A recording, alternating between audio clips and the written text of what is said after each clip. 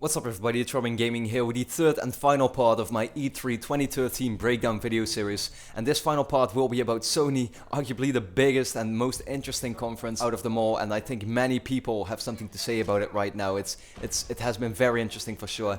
Rather than just doing a normal breakdown video talking to you about every announcement and every game that they've shown off, I'd like to talk to you about something much more interesting, which is Sony's strategy to literally get everyone on their side, and the way they pull that off like so incredibly well. It's just amazing to see how they pull it off. Like, I mean, the conference itself, in my eyes, wasn't incredible. You know, for example, the first 30 minutes weren't that great. They started off talking about the PS Vita and the PS3 as I expected. And the way they did it is just, you know, they showed you 10 minutes of all these trailers from these upcoming games, which was great, and then they still had 1.5 hours to fully talk about the PS4, and that was just very interesting for sure. For example, one thing that many people had been looking forward to, the box. I mean, I personally, again, didn't really care about it, but we finally got to see it. Now, the box in my eyes actually, of course the box is a matter of taste, you know, if you like it or if you don't. In my eyes, it actually looks really good. At first I thought, you know, it was kind of strange in some way, but yeah, looking more and more at it, I think it actually looks really cool. But of course, that's a matter of taste, as I said. Let me know what you think about this, of course. Sony also talked about TV services. I had already talked about this in my preview series, where I said that I expected them to talk about Netflix and such, and they did. But the way they did it was just so well done. Like, they only talked about it for 5 to 10 minutes, and they just said, yes, we've got Netflix, we've got all these services that you care about. Even if you are just a hardcore gamer, you still care about those services. We've got them coming, and that's not what the system is focused on. It's just there for you. What the PS4 focuses on is the games, and they showed off the games. They've shown off games for almost an hour. Like, we saw trailers for Killzone, Infamous, Knack, Drive Club, you know, all these games that they had already announced at the reveal event. Again, the way they did it was very nice, where they just, you know, showed you new trailers for those games, didn't talk about them too much because they had already announced them, and I was very happy with that, you know, that there wasn't so much focus put on those games so that they could talk about the new announcements that they had in store for us. For example, The Order 1886, a new exclusive coming up from Sony Santa Monica. This title had been rumored for such a long time, now we finally got to see it. It looks very interesting, especially the setting, and the second game, for example, Kingdom Hearts 3. I mean, Kingdom Hearts 3 is a game that many people have been looking forward to, of course, was very anticipated. Square Enix finally confirmed that they are working on it. I think many people were really happy with that announcement. Sony also showed off, for example, third-party games, Destiny, Assassin's Creed, Watch Dogs, you know, all these titles that just look incredible and many people are looking forward to. They showed off how the PS4 has those games, how, for example, with Destiny they have, you know, an hour of exclusive content, with Assassin's Creed as well, I believe even with Watch Dogs, you know, show that they also have these third-party bonuses that, you know, Microsoft is usually known for. And they showed off indie titles, you know, 7, I believe, indie titles they've shown off at the stage from all these, yeah, all these talented people that have made, you know, incredibly successful indie games before.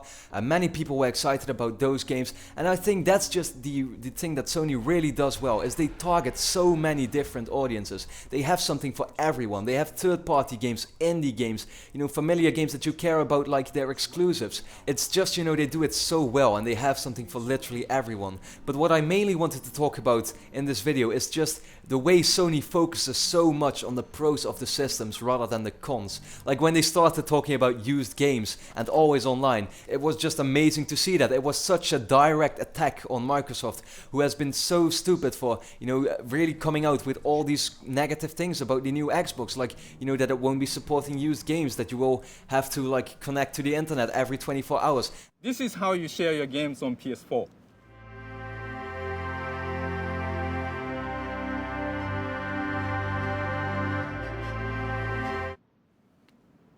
Thanks.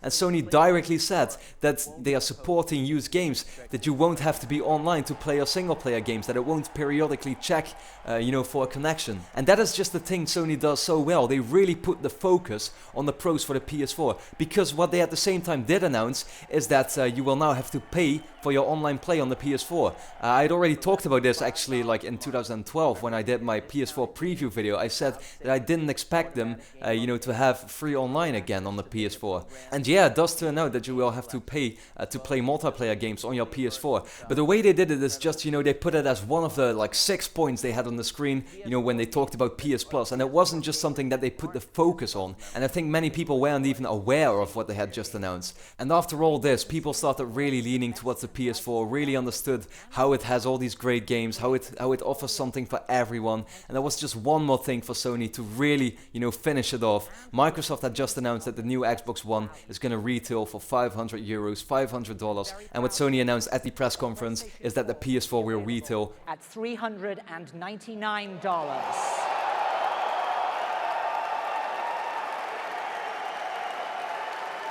a €100, $100 difference. That's just, it's insane, and I think, yeah, many people are already saying that the console wars is over. I don't know what to think about that, but I'm just thinking, what the hell is Microsoft doing? Like, they've made so many mistakes now, and they really have a lot to catch up with and have a lot to improve on, because right now it really doesn't look good for them. I wonder how well the new Xbox will sell. Of course, like the die-hard Microsoft fans, I'm sure those will still buy the new Xbox, but right now it's really looking bad for Microsoft in terms of the people who always have doubts about what system they actually want to buy. Yeah, we'll have to see, when both systems launch at the end of this year.